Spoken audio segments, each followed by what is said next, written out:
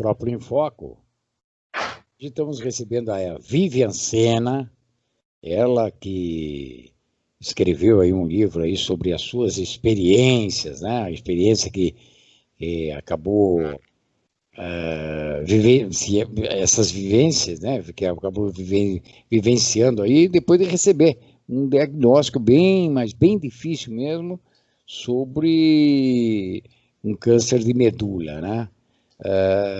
Já estamos aqui juntamente aí com o Célio Egídio, né? Célio, tem alguma pergunta aqui para a Vivian? Eu tentei fazer uma conexão aqui com o Luiz, eu acho que conseguimos, né? O Luiz, eu acho que ele saiu correndo lá, teve que fechar o guarda-sol, teve que pegar a cadeirinha, e ele foi para casa correndo aqui para poder atender a gente. Estou brincando, vai.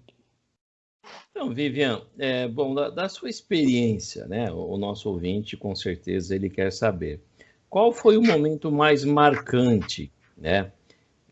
Do diagnóstico ao tratamento, a expectativa, a fila de espera para uma medula, qual foi aquele momento assim marcante? Falou, poxa, isso aqui não dá para esquecer, isso aí vai para o livro, vai para a anotação e vai para a vida. O que você passaria aí de mensagem para o nosso ouvinte? Célio, eu costumo dizer que foi uma montanha-russa de sentimentos, sabe? Tem muitas coisas que não dá para esquecer. Eu até falo no livro que algumas foram tão intensas que precisaram ficar guardadas comigo e outras eu conseguiria compartilhar. Mas o que eu vejo de mais intenso, né, foi difícil, claro, receber o diagnóstico, mas quando eu recebi o telefonema que eu tinha uma doadora, foi incrível, foi muito bom, porque era algo que eu vinha esperando, eu não tinha noção de quanto tempo eu ia esperar, então viver essa espera foi muito difícil. E enquanto isso eu estava fazendo quimioterapia, né?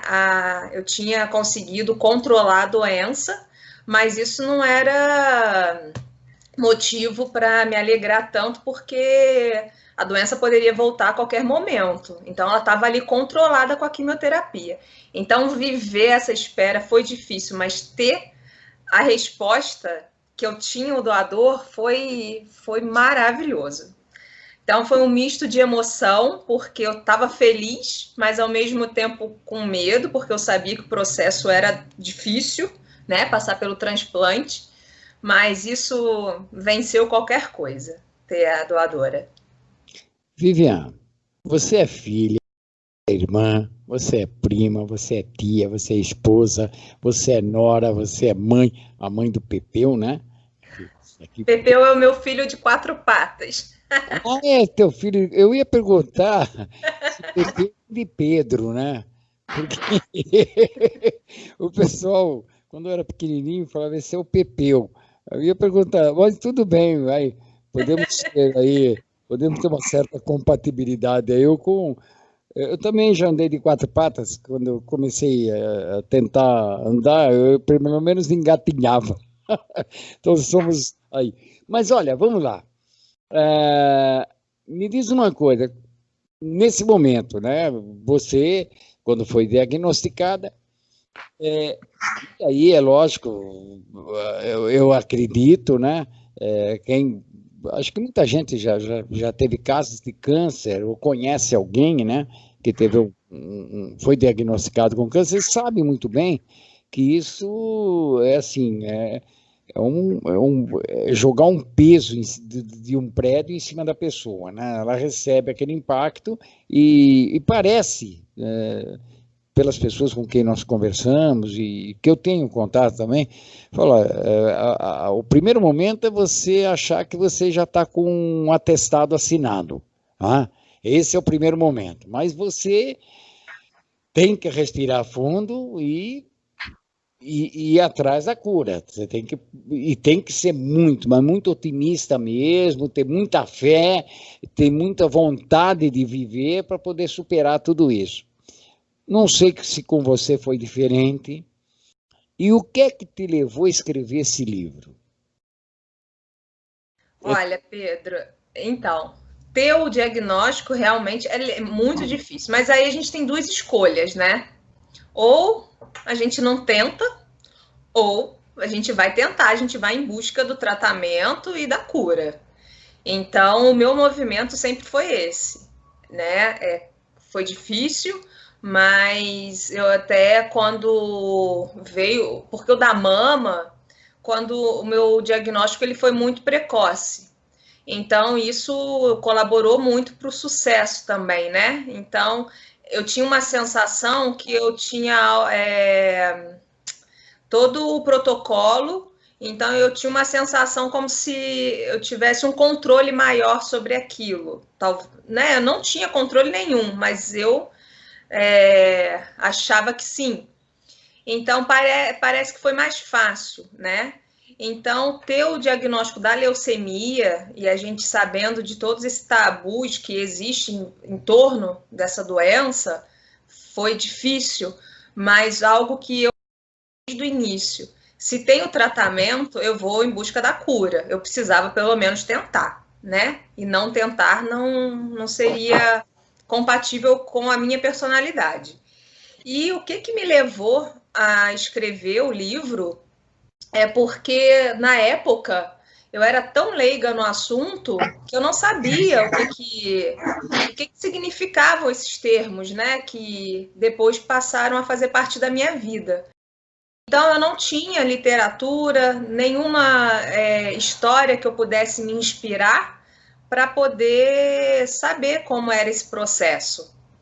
Então, foi também através da internet, né? Eu fui buscando, me informando e até encontrando pessoas na mesma situação que eu, mas eu não tinha como me inspirar na história de alguém. Então, como eu já escrevia os meus diários no período do tratamento,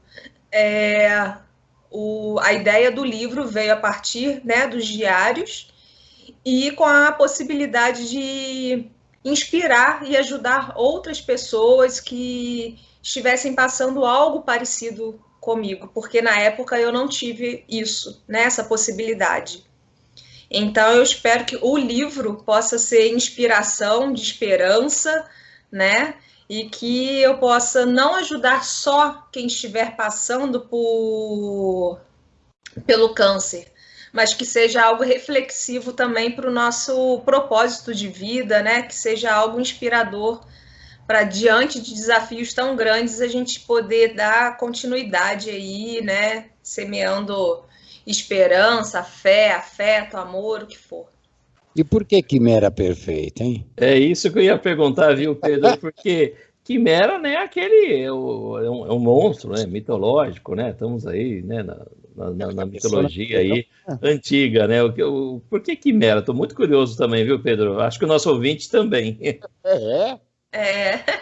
Então, a Quimera realmente ela vem, né, dessa originário aí, né, da Quimera da mitologia grega, né? Só que o nosso, quando a gente faz esse transplante, né, o nosso exame depois quando passa tudo, né, que a gente passa ali aquele processo de pós-transplante, então a gente começa a fazer testes para ver se a medula ela realmente pegou, se está tudo ok, se a medula está respondendo com as células novas desse doador. E esse exame, ele se chama quimerismo, porque eu passo a ser uma quimera da minha doadora. Né? Hoje, as minhas células sanguíneas não são mais aquelas que eu tinha, né? As minhas ali, desde que eu nasci. Agora tudo produzido a partir disso que eu recebi. Então, por isso a quimera. Que bacana. E aí ela é perfeita, a perfeição aí, o restante do título, né? O leitor ele vai compreender o porquê que foi perfeita para mim, né? No meu caso. Um transplante de medula, ele sempre tem sucesso? Qual é a porcentagem? É meio a meio? Como é? Você tem mais ou menos essa informação?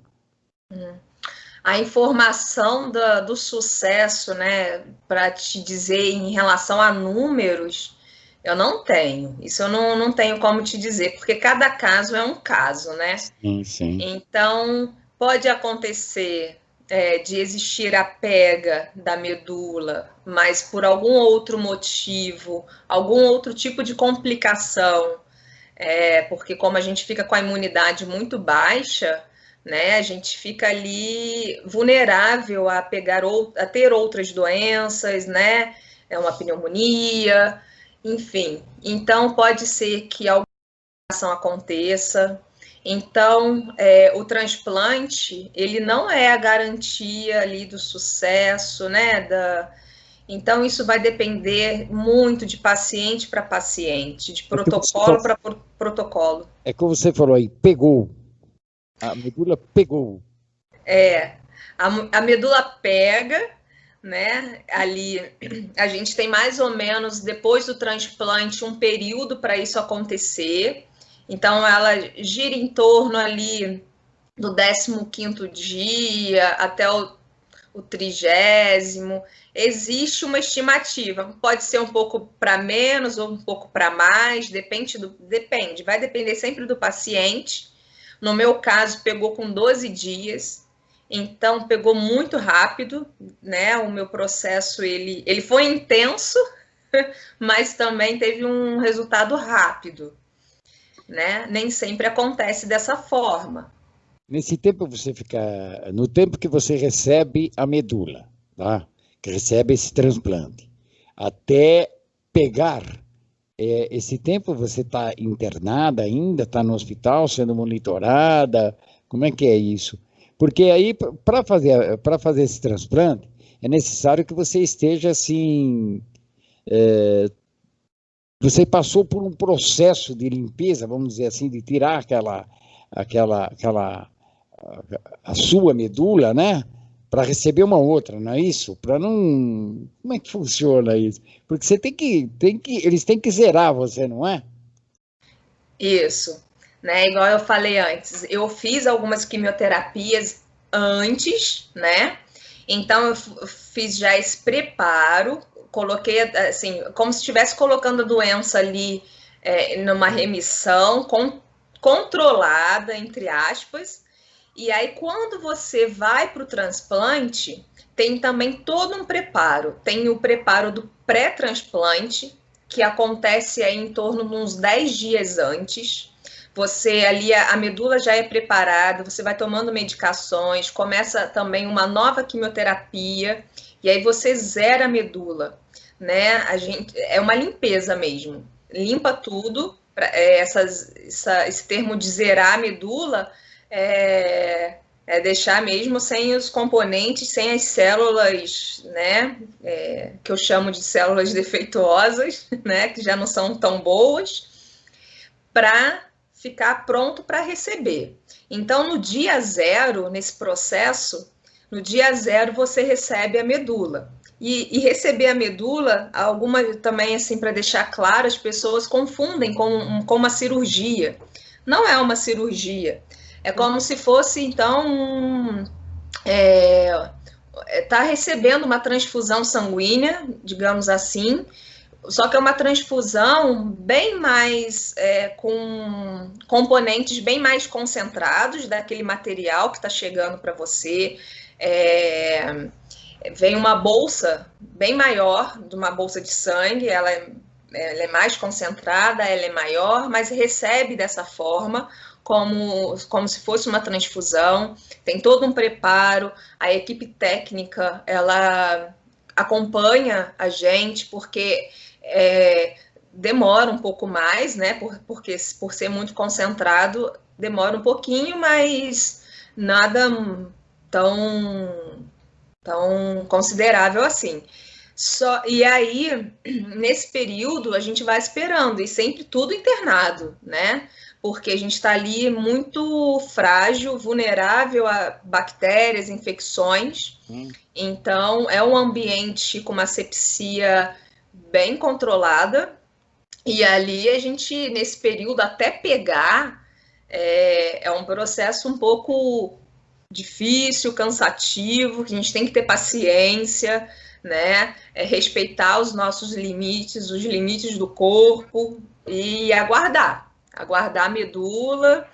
E aí depende também do paciente, o que pode vir a acontecer, né, com esse paciente, mas é o período em que a gente fica mais vulnerável, então tem que ser internado, e ali a gente fica, é o período de uma internação mais longa, né?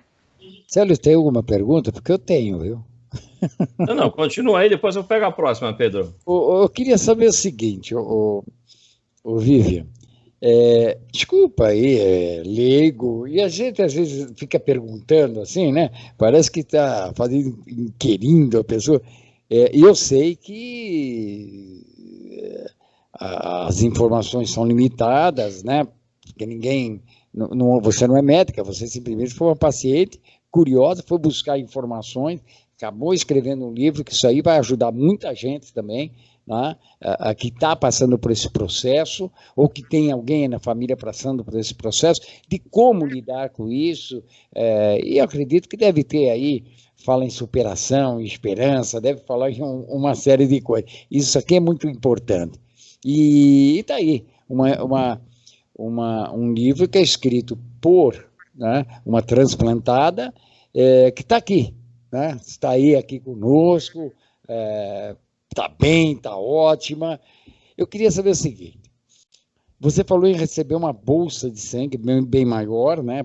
Por isso existe essa necessidade do banco de sangue também receber os doadores de sangue, não só da medula, mas de sangue também, né? Porque tudo isso faz parte de um conjunto, né? Fazer esse transplante. Aí você falou, recebe uma bolsa, é lógico, com todo um preparo diferente, né?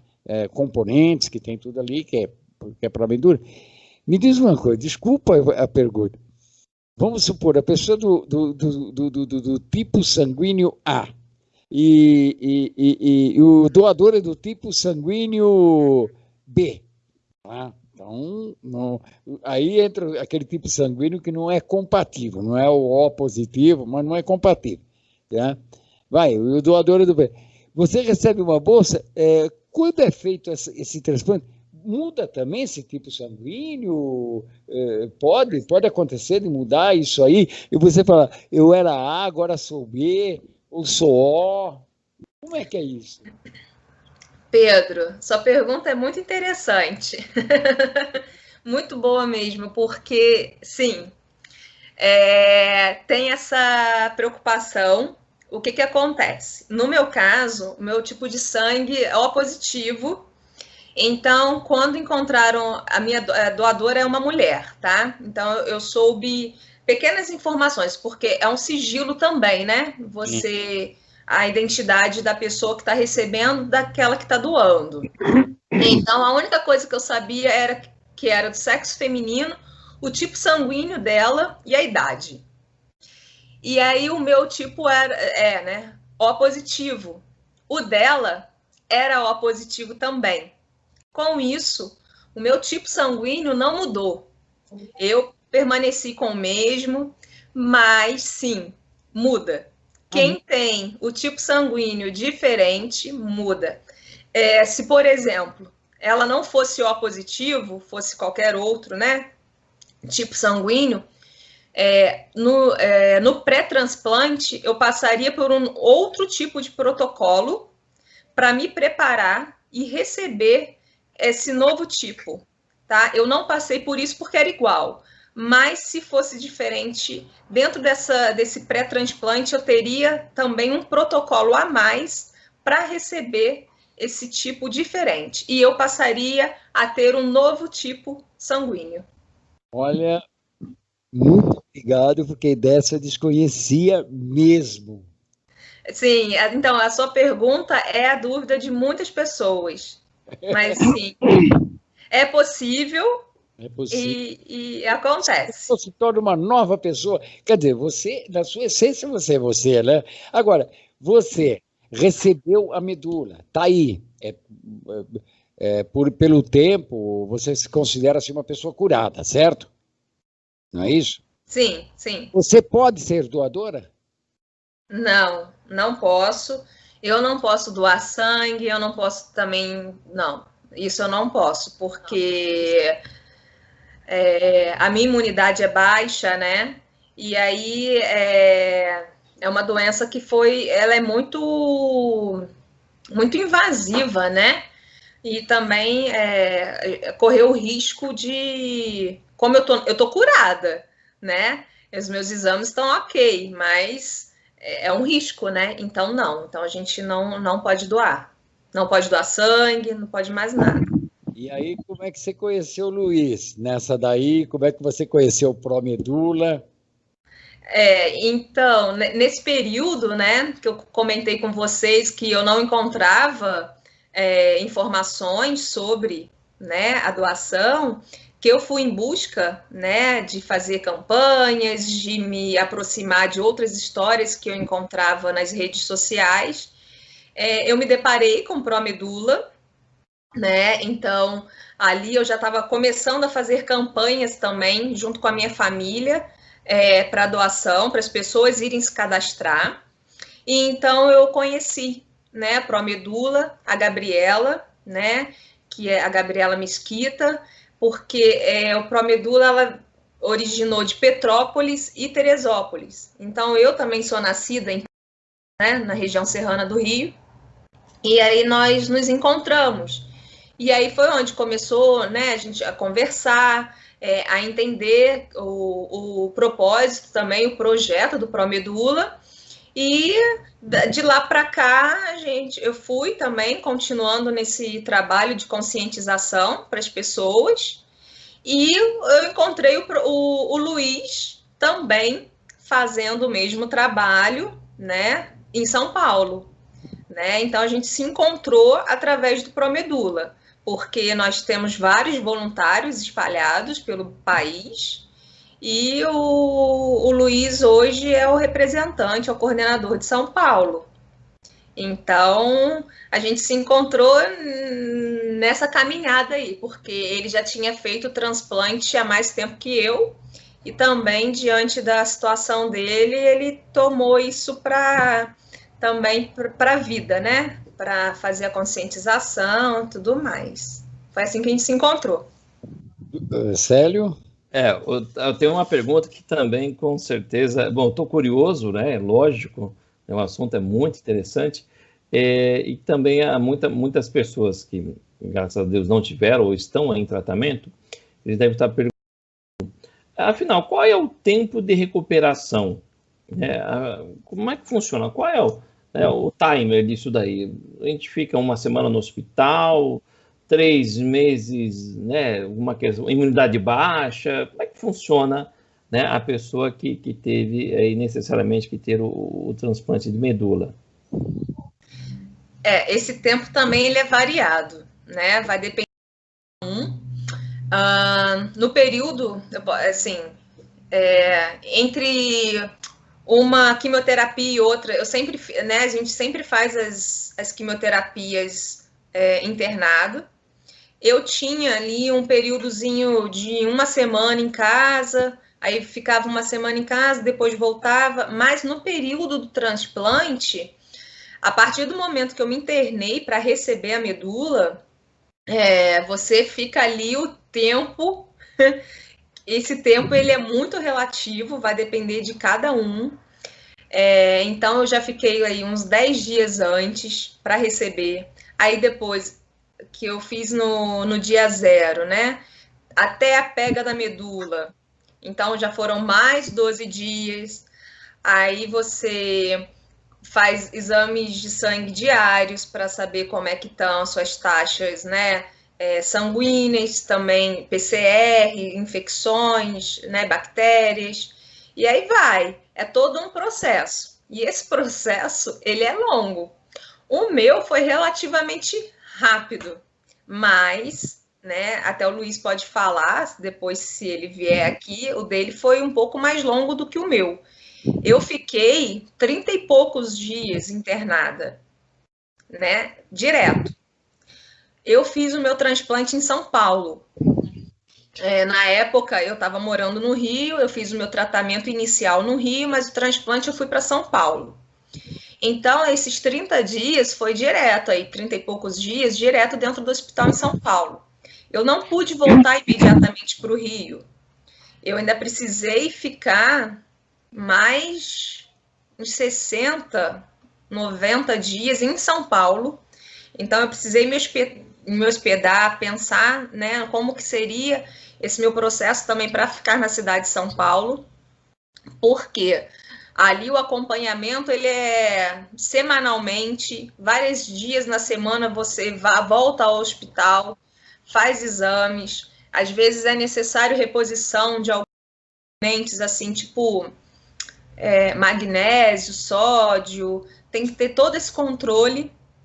Então, é demorado. Então, assim, a pessoa que muda de cidade,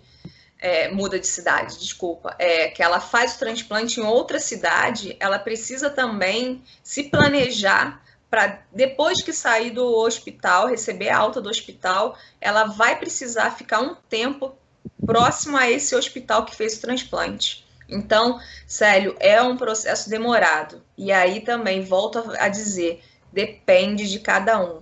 Pode ser que depois do transplante, você já tenha recebido alta, você precisa reinternar. Às vezes acontece, né? Tem alguma intercorrência que você vai precisar de novo daqueles cuidados hospitalares. Então, é bem relativo, é muito delicado, é um processo bem delicado. Mais alguma coisa, Célio? Não, aqui a questão da recuperação, né? Ela deixou bem claro aí para o nosso ouvinte que, primeiro, cada caso é um caso, né? Isso é indiscutível. Novamente, Vivian, se o Pedro permite, estamos indo para o intervalo ou não? O que você acha, Pedro? Nós vamos para o intervalo, mas eu queria já deixar uma pergunta feita aqui para a Vivian, o seguinte, nós estamos falando muito aí, tá, do paciente, nós estamos falando muito aí da pessoa que vai receber o transplante, e não falamos aí da pessoa que é o doador, né? Qual é o processo que esse doador vai passar, quanto tempo ele vai ficar internado, quanto tempo ele tem para recuperar, porque tem uma série de coisas, né? Como é feito essa doação, porque talvez também, né, e isso são mitos, né, que você tem que tirar aí da frente, para mostrar para as pessoas, você como doador, o que vai acontecer com você, né? E muitas vezes por falta de informação, eu digo ignorância, mas ignorância, todo mundo pode ignorar alguma coisa. Eu ignoro várias coisas, né? Então eu sou ignorante. As pessoas não são burras, elas são ignorantes, né? Então é bom que elas saibam o que é isso, né? De que forma, como doador, qual vai ser o meu risco, e quanto tempo eu levo aí para me recuperar dessa doação. Mas eu deixo essa pergunta logo para depois aí do pequeno intervalo que nós vamos dar, lembrando